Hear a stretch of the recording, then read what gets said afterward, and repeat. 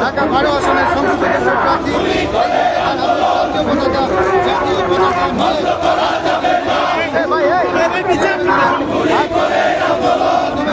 বাংলাদেশ সরকারের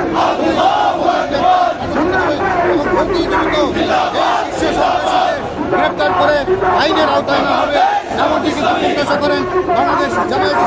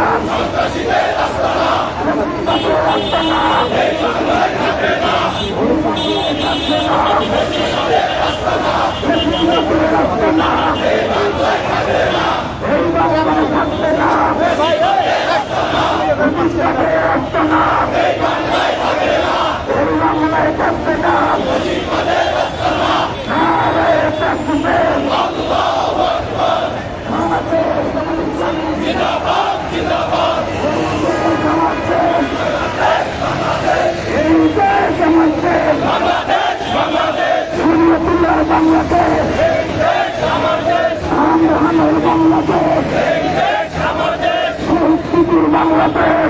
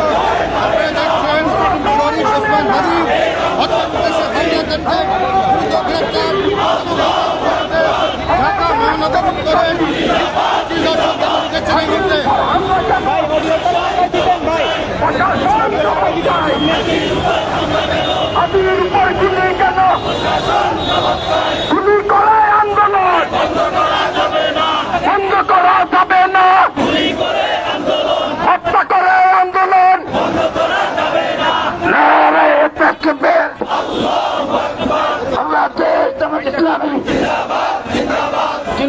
জিন্দাবাদ জিন্দাবাদ। হাজির উপরে হামলা কেন? প্রশাসন জবাব চাই। ভারত পশ্চিমে বাংলাদেশ